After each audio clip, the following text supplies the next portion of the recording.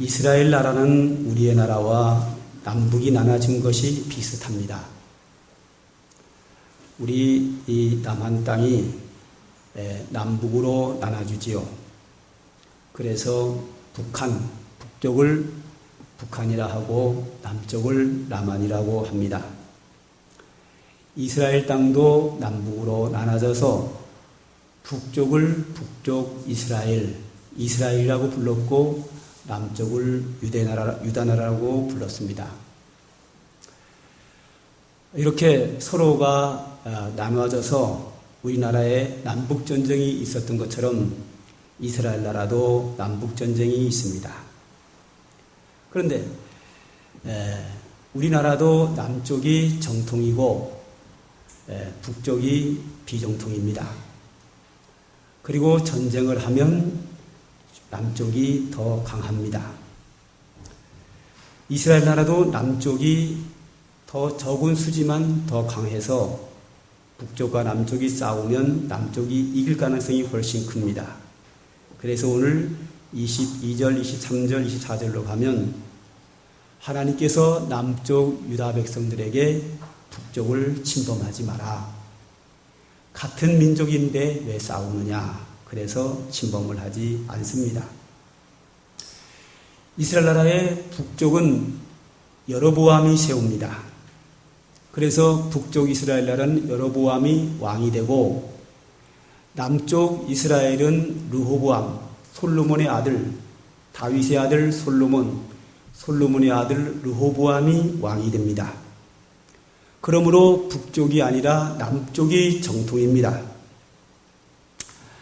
자, 북쪽에는 여로보암이 이스라엘의 10지파를 데리고 나라를 세웠고 남쪽은 여로보암이 10지파를 데리고 가서 나라를 세웠는데 그 남아있는 백성이 베냐민과 유다지파, 두 지파와 레위지파까지 포함해서 두 지파와 레위인들과 포함해서 남쪽의 유다나라로 존재하게 됩니다.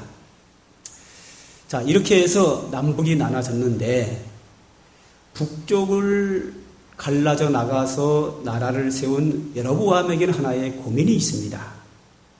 어떤 고민인가 하면 이스라엘 나라는 하나님을 섬기는 사람들인데 남북을 딱 나눠놓고 보니까 예루살렘이 남쪽에 있습니다. 그러면 예루살렘에는 예루살렘 성전이 있습니다. 그래서 북쪽 이스라엘 사람들이 하나님께 제사를 드리려면 어디로 가야 되는가 하면 남쪽 예루살렘으로 내려가야 합니다.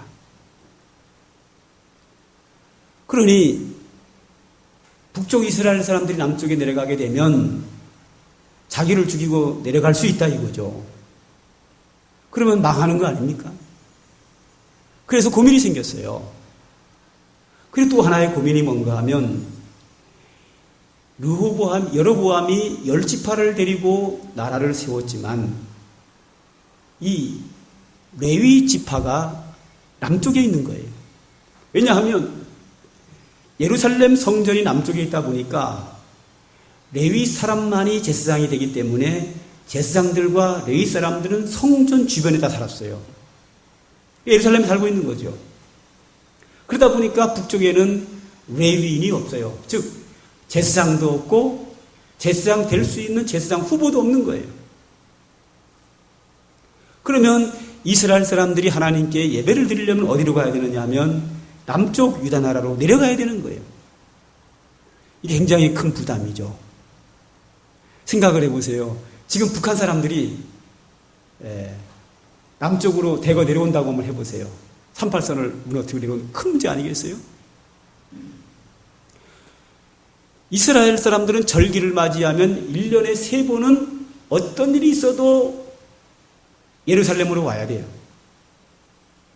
그럼 1년에 3차례 북쪽 이스라엘 사람들이 전부 다 남쪽으로 내려와야 돼요. 북한에 있는 모든 사람들이 1년에 3번 대한민국으로 내려온다고 해보세요. 어떤 일이 일어나겠어요? 난리가 나는 거죠, 이거는. 이런 부담감이 여로보암 왕에게 있어요. 그래서 고민을 합니다. 이 문제를 어떻게 해결할까?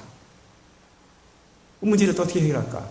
그러다가 아이디어를 냅니다. 그것이 오늘 본문입니다. 그 아이디어가 뭔가 하면 이스라엘 사람들이 하나님의 집, 성전으로 하나님 만나기 위해서 남쪽 베들레헴으로 내려가니까 성전에서 하나님을 만나는 게 아니라 북쪽에서 하나님을 만나게 하자. 그래서 금송아지 2마리를 만들어요. 그래서 한 마리는 베델에다가 한 마리는 단에다가 설치를 해요. 그리고 백성들에게 공포합니다. 이 금송아지가 너희를 구원하신 애굽 땅에서 가나안 땅으로 인도한 너희 하나님 여호와니라 하고 설명을 합니다.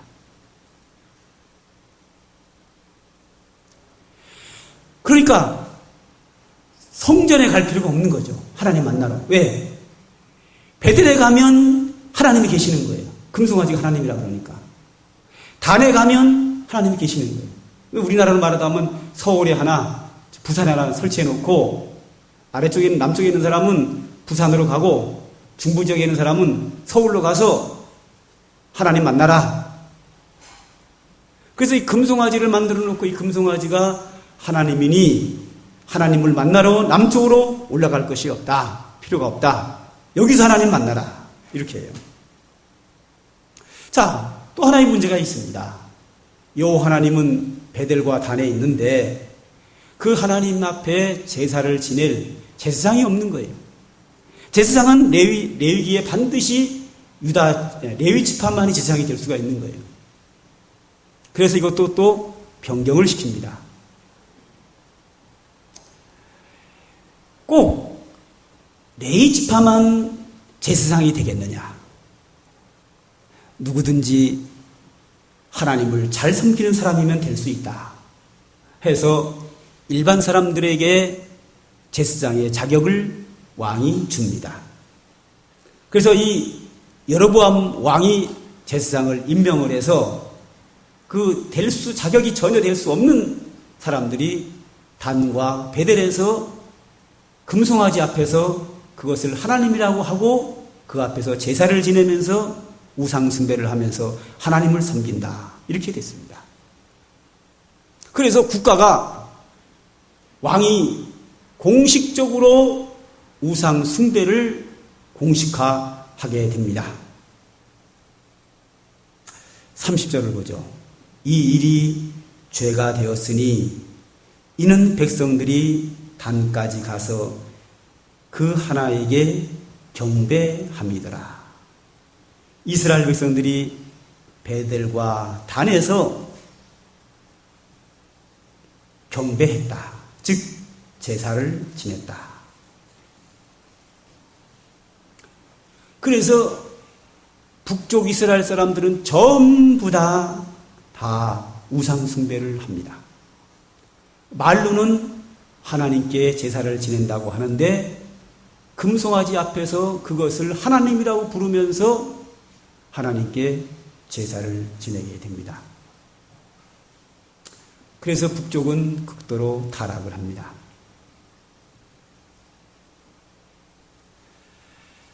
자, 이 일이 있은 이 이후부터 열왕기상하, 역대상하를 기록하면서 계속 나오는 내용이 뭔가 하면 왕들 중에서 선한 왕을 가리켜 다윗을 닮았다. 이렇게 말을 해요. 그리고 악한 왕을 설명할 때는 여로보암을 닮았다. 이렇게 말합니다. 이 이후로 성경이 평가하는 방법입니다. 선한 왕을 이야기할 때는 다윗의 길로 간다. 다윗대로 하나님 말씀대로 살았다. 이렇게 말하고 악한 왕을 얘기할 때는 항상 여로보암의 길로 갔다. 여로보암을 따라갔다. 이러면 덮어놓고 악한 왕입니다. 다른 거 볼 거 없어요. 그냥 덮어놓고 다윗왕 닮았다 이러면 그 왕은 선한 왕이요. 여로보암 닮았다. 여로보암의 길로 갔다 그러면 덮어놓고 악한 사람입니다. 악한 왕입니다. 그 이유가 뭡니까?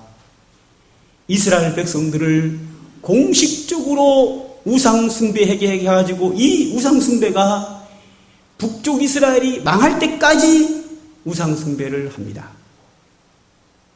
그래서 아수르가 쳐들어와서 북쪽 이스라엘을 완전히 없애버립니다.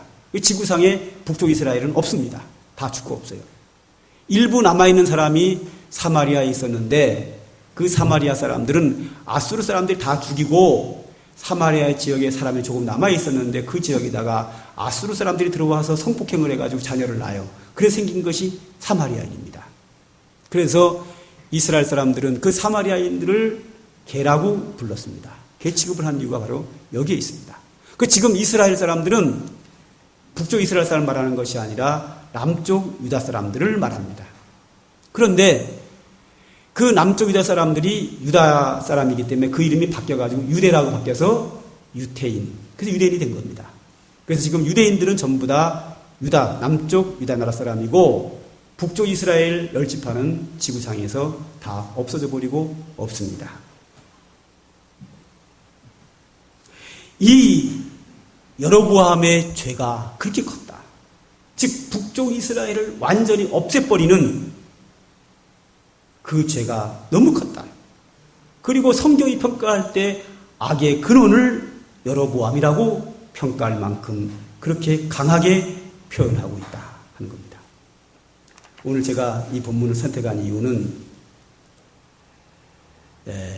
프란체스코 교황의 한국 방문 때문에 제가 이 부분을 보게 됐습니다. 꽤 오래 전에 제가 우리 구역장님들 모시고 구역장과 구역교사 MT를 저쪽으로 보령 쪽으로 이제 MT를 가게 됐습니다. 가다가 한 성지를 방문하게 됩니다. 제 기억에 그 성지가 이번에 교황 프란치스코가 방문하는 솔메 성지입니다. 제가 기억에 거기로 기억하고 있어요. 정확한 건 잘 모르겠고 제 기억에 솔메 성지로 알고 있습니다. 천주교 성지인지는 알지만 그래도 갔습니다. 왜? 제가 있으니까. 천주교가 이렇게 순교를 당했고 천주교의 모습 이런 거를 보고 제가 코멘트 해주면 되니까 성도들만 보낸다고 하면 문제가 되지만 제가 가서 코치해주면 되니까 한번 현실을 좀 보기 위해서 솔메 성지에 갔습니다. 한 10대 명 정도 간 걸로 제가 기억합니다. 봉고차 한 2대 갔나 뭐 그렇게 20명 가까이 간 걸로 알고 있는데 솔메 성지에 우리가 들어가니까 성당 쪽으로 진입을 하니까 한 수녀님이 우리를 반갑게 맞이했습니다. 그래서 그 수녀님의 안내를 따라서 안으로 들어갔습니다. 우리는 밝혔습니다. 우리는 기독교인이고 나는 기독교 목사하고 우리 교회 성도들입니다. 라고 입장을 밝혔으면 예의를 갖춰야 되는데 우리를 성당에다 앉혀놓고 설교를 하는 거예요. 즉 전도하는 거예요. 우리를 다 천주교인 되게 하려고 아주 긴 설교를 하는 거예요. 뭐 그러거나 말거나 설교를 들었어요. 내가 다 코멘트 해주면 되니까. 근데 뭐 이런저런 얘기 쭉 하다가 그 성지에 대해 설명을 하다가 그 사람들이 순교당한 그 이유를 얘기를 합니다. 이유가 뭐냐? 조상숭배였습니다. 제사 지내는 문제. 제사 문제로 다 순교를 당했다 이거죠. 이제 그런 설명을 쭉 하기에 제가 딱 끝나고 나서 설교를 다 듣고 나서 질문을 했습니다. 수녀님께서 말씀하신 것처럼 천주교의 순교는 다 조상숭배 문제가 1번입니다. 조상숭배가 우상숭배고 죄가 되기 때문에 목숨을 걸고 순교를 당했는데 왜 교황청에서는 천주교에게 제사 지내도 좋다고 했느냐? 앞뒤가 맞지 않지 않느냐? 라고 질문을 탁 던졌습니다. 그랬더니 이 수녀가 할 말이 없잖아요. 우리나라의 수많은 천주교인들이 신부들이 순교를 당했는데 이유는 거의 하나입니다. 조상숭배 문제입니다. 조상숭배 문제로 수많은 사람이 순교를 당했는데 왜 교황청에서는 그 순교를 허락했느냐 이거죠. 아니 황제숭배를 조상숭배를 왜 허락을 하느냐 이거죠. 할 말이 없는 거예요.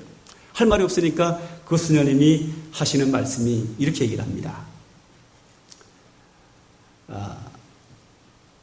이 설명은 깁니다. 그러니까 언제 오시면 우리 천주교로 와서 공부를 차근차근 오랫동안 해야 알게 됩니다. 뭐 이렇게 얘기를 하는 거예요. 아니 뭐 답이 나와 있는데 무슨 오랫동안 설명을 들어요. 오늘 1부 예배 때도 그 자리에 한 집사님 앉아 계셨는데 그때 이게 생각나느냐 했더니 생각난다 그러더라고요. 지금도 여기 계셔요. 여러분이. 장로님도 가셨고 지금도 우리 교회에 많이 있어요. 이것은 제가 만들어낸 얘기 아니라 같이 가서 우리 본 얘기입니다. 여기서 이 여로보암은 현재 교황과 똑같습니다. 여로보암의 죄악이 뭐냐? 북쪽 이스라엘 사람들 전부를 다 우상숭배하게 했다. 우상숭배라고 하지 않지요. 금송아지가 여호와 하나님이라. 여기 한번 성경을 보세요. 28절 보세요. 이에 계획하고 두 송아지를 만들고 무리에게 말하기를 너희가 다시는 예루살렘에 올라갈 것이 없도다. 이스라엘아 이는 너희를 애굽 땅에서 인도하여 올린 너희의 신들이라 하고 애굽 땅에서 인도한 너희의 신 여호와 하나님이라는 거예요.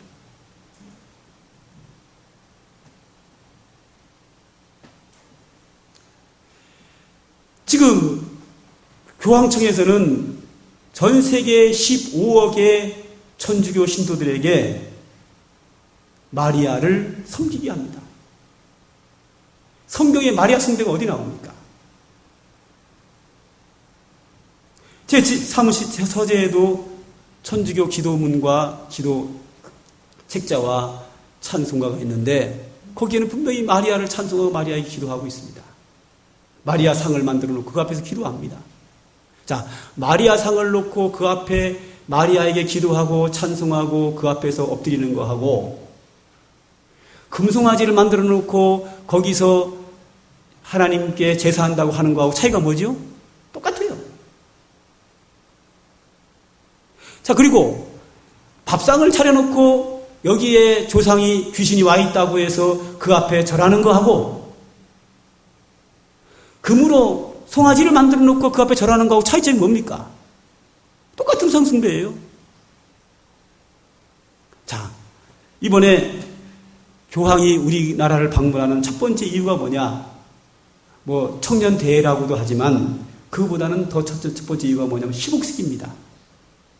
시복식이 뭡니까? 시복식이라고 하는 것은 순교자나 교회가 인정하는 사람을 복자품으로 올릴 때 행하는 의식을 시복식이라는 거예요. 복자품이라고 하는 것은 복 있는 사람이다라고 품격을 한 단계 높이는 것을 시복식이라는 거예요.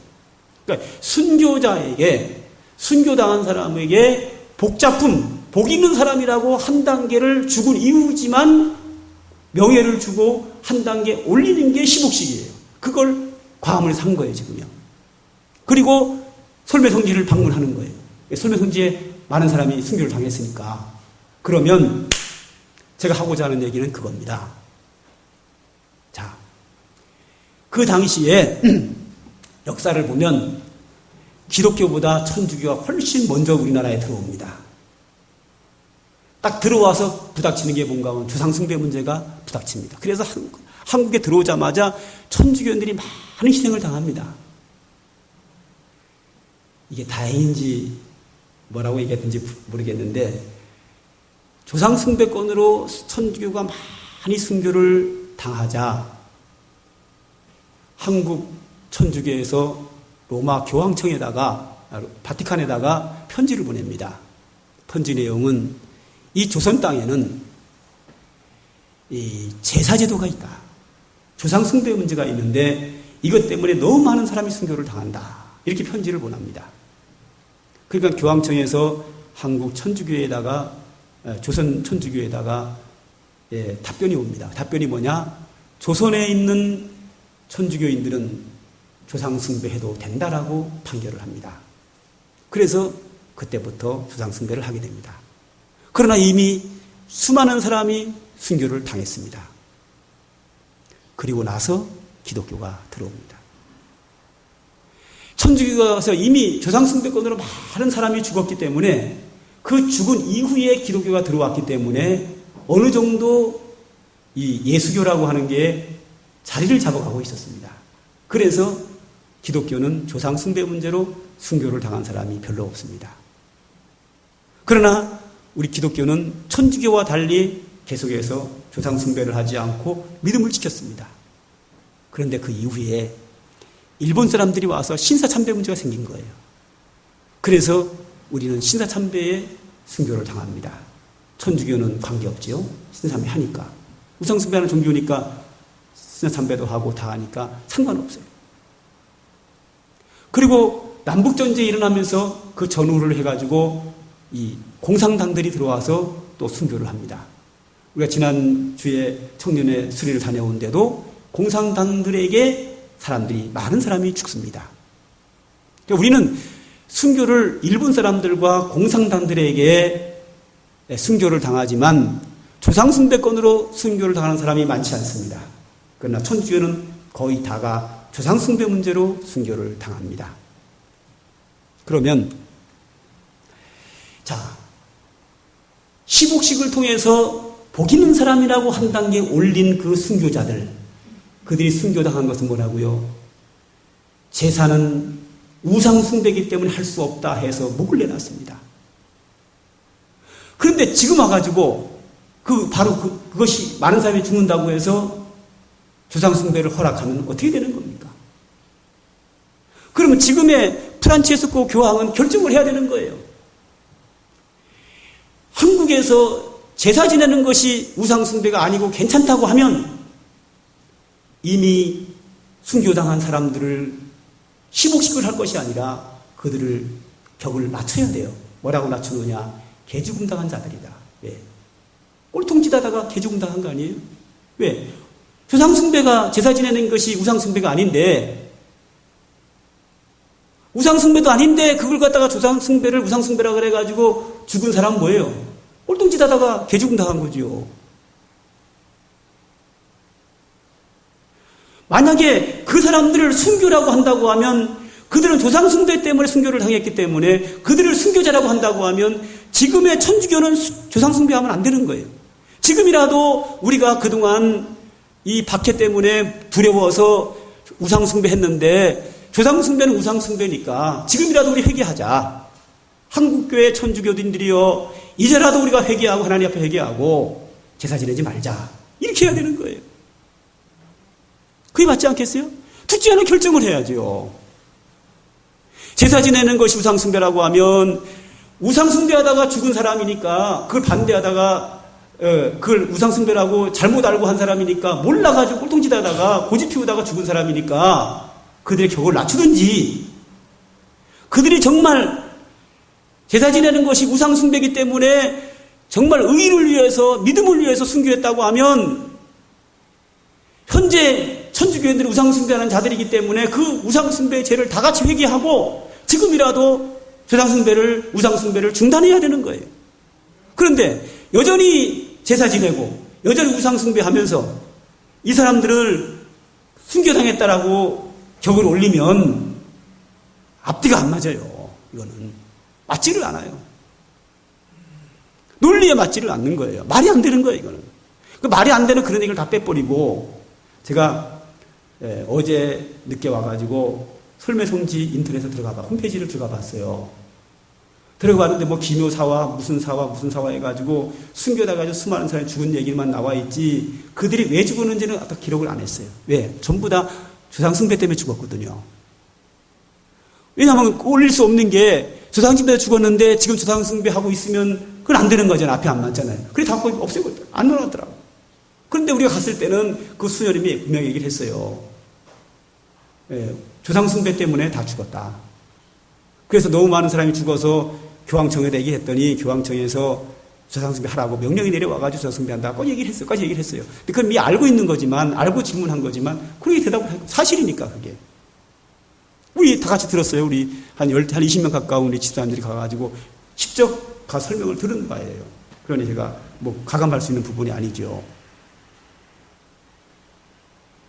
그러니까 지금도 이 프란체스코 교황이 정말 믿음이 있다고 하면 이제라도 100년이 넘게 100몇십 년 동안 우상 숭배하던 거를 지금이라도 회개하고 그걸 하지 말라 그러든지, 아니면 조상 숭배한 거 우상 숭배 아니라고 한다고 하면 그때 순교당한 사람들을 몰라서 꼴통짓 하다가, 원래 꼴통짓은 몰라서 모르는 사람이 하는 거거든요. 하다가 정말 쓸데없는 헛죽음했다고 격을 내려야 돼요. 지금 순교자의 반열에서 순교가 아닌 그냥 무식해서 몰라서 죽은 사람이라고 격을 내려야 되는데 거꾸로 15씩을 격을 올렸다는 거예요. 반대 일을 한 거죠.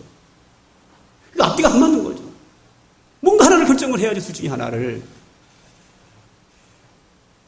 그런데 이런 진리 문제는 진리 문제거든요. 감정 문제가 아니라, 분위기가 아니거든요. 진리 문제는 온데간데 사라져버리고, 그냥 뭐 어린아이 오면 이렇게 손 얹고 뽀뽀하고 뭐 손 흔들고 뭐 세월호 건 십자가 가지고 온 거 가지고 바티칸에 가지고 들어간다 그러고, 이 거칠의 이 분위기만, 사회 분위기를 잔뜩 이렇게 선하고 거룩한 척하면서 띄워가지고 이 나라 백성들을 혼란케 하는 그 사탄의 괴략이, 그 프란체스코 그 사탄의 종을 통하여 지금 우리나라에 이루어지고 있다 하는 우리가 현실을 분명히 봐야 된다는 거예요. 여기에도 본문에도 이 여로보암의 욕심, 정치 권력을 자기가 놓치지 않기 위해서 북쪽 이스라엘 사람들이 남쪽으로 내려갈까 봐 두려워서 송아지를 만들어 놓고 이것이 하나님이다, 애굽에서 인도한 너희 신이다 하면서 그 우상 숭배하는 것, 레위가 백성이 아닌 제사장이 자격이 안 되는 사람을 제사장을 자기 임의로 세워서 그렇게 한 짓을 회개해야 되는데 회개하지 못하고 그 모든 백성들을 다 우상 숭배에 빠뜨려서 결국은 북쪽 이스라엘 나라가 아예 지구상에서 없어지게 돼버리는 그러한 비극을 낳는데, 현재 프란체스코 교황과 그 이격대의 교황들은 15억의 천주교인들을 다 지옥으로 인도하고 있다. 전 세계적으로 마리아 숭배를 하게 하고, 마리아가 성모라 그래가지고 그를 높이고 그에게 기도하고 그를 찬양하고 마리아 숭배를 하고, 우리나라에서는 조상 숭배를 하고, 이런 진리 문제는 사탄의 앞잡이 노릇을 하면서 거역 모양만 아름답게 꾸미는 참 어처구니 없는 일이 이루어졌어요. 얼마 전에도 제가 TV를 보니까 유럽에서 어떤 행사에 이렇게 교황이 단에 올라가서 말씀을 전하려고 하는데 어떤 어린아이 하나가 딱 올라와요. 올라오니까 교황이 그 아이를 교황석에다 이렇게 인도를 하더라고. 그러니까 그 사회자가 참 교황은 인자하셔서 어린아이에게 교황석을 양보했다. 참 거룩하게 비쳤어요. 이걸 퍼포먼스라 그래요. 쇼하는 거거든요. 여러분, 그 교황석에 어떻게 어린아이가 올라옵니까? 여기서 만약에 어린아이 하나가 목사가 설교하는데 올라와도 성도들이 못 올라오게 하는데, 전 세계 15억의 천주교인의 대표자 교황이 집례를 행하는데 어린아이가 올라온다? 불가능합니다. 그 밑에 다 이 호위하는 사람들이 있어가지고요, 얼씬도 할 수 없습니다. 근데 이것은 사전에 다 짜고 퍼포먼스로 계획을 세워가지고 애를 하나 정해서 올라오게 하고, 교황은 그 아이를 교황석에다가 인도를 하고, 어린아이에게 교황석을 인도하는 거룩한 사람. 여기에 대해서 아나운서들이 다 발표를 하고 전 세계가 참 프란체스코는 대단한 성자라고, 예수님의 대리자라고 우리 KBS 방송에서 나오더라고요. 방송이 아니고 KBS 그 좌담에서도 나오더라고요. 교황은 예수님의 대리자라. 그래서 많은 사람들이 그 앞에 몰린다. 이런 얘기를 신부님이 그 말씀을 하시는데, 어떻게 그 예수님의 대리자입니까? 이런 분위기에 우리가 휩싸이면 안 됩니다. 25년 전에 교황이 한국을 방문하고 나서 기독교인이 50만 명이 천주교로 갔습니다. 50만 명이라고 하면 우리나라 한국교회가 10만 좀 넘습니다. 한 교회당 4명꼴로 천주교로 간 겁니다. 지금 사회의 분위기로 봐서는 50만 명 훨씬 넘게 이번에 천주교로 갑니다. 그럼 우리 교인들도 한 대여섯 명 간다는 얘기예요. 손 한번 들어봐요, 갈 사람. 가능성이 있는 거예요, 이게. 그런데 현재 사회 분위기로 봐서는 한 100만 명은 갈 것 같아요, 분위기가. 그런데 이미 그때 50만 명이 갔고 얼마 전에 한 3년 사이에 150만 명이 천주교로 갔습니다. 기독교인이. 갈 사람 다 간 거예요. 그 남아있는 사람 말고만 남아있어가지고 이런 분위기에 혹시 안 갈 것이다라는 기대는 하지만 사회 분위기는 만만치 않습니다. 그 예측할 수는 없어요. 어떻게 생각하면 50만 갈 것 같고, 어떻게 생각하면 10만 갈 것 같고, 어떻게 생각하면 100만 갈 것 같고, 저도 잘 모르겠어요. 그러나 분명히 가는 사람이 있어요. 내가 한국교회를 책임지는 사람이 아니기 때문에 대한민국 모든 교회 교인들이 가지 말라고 말할 수는 없지만 저는 삼강교회 담임 목사입니다. 목회자입니다. 삼강교회에서만이라도 한 명도 가는 사람이 없으면 좋겠어요. 현실을 좀 바로 봤으면 좋겠어요.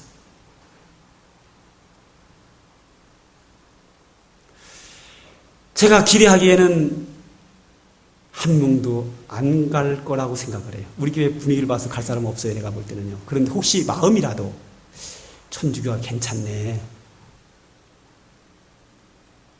우리 목사님이 천주교를 이단이라고 하는 건 좀 너무 심한 거 아니야? 종교가 다르다고 그렇게 비판할 필요가 있을까? 라는 마음의 동요가 일어나는 사람은 있을 것으로 추측이 됩니다. 여러분, 마음의 동요까지도 일어나서는 안 됩니다. 예수님 말씀하십니다. 마음으로 여자를 보고 음욕을 품는 자마다 이미 마음에 간음하였느니라. 그렇다고 하면 마음으로 우상숭배에, 마음으로 이단 종교에 마음이 기울어진 것도 영적 간음에 속합니다. 마음까지도 흔들려서는 안 됩니다. 이 악한 사회의 분위기, 사탄의 왕 용 한 마리가 우리나라에 들어와서 휘젓고 다니는 이 악한 이 분위기에 우리의 마음이 조금이라도 흔들려서는 안 된다는 거예요. 우리는 진리를 따라 살아야 되고 하나님의 말씀을 따라 살아야 되는 성도이지 사회 분위기에 우리가 휩싸여서는 안 됩니다. 예수님 당시에 허다한 무리들이 있었습니다. 이 허다한 무리들은 예수님이 병을 고치고 먹을 것을 주면 예수님을 따라왔다가 예수님이 핍박을 당하고 유대인들이 득세하고 사회 분위기가 안 좋으면 다 예수님을 떠나서 예수님을 십자가에 못 박으라고 외치는 사람들이었습니다. 분위기에 따라서 주님을 따라갔다가 분위기에 따라서 예수님을 십자가에 못 박으라고 외치는 이 허다한 무리들.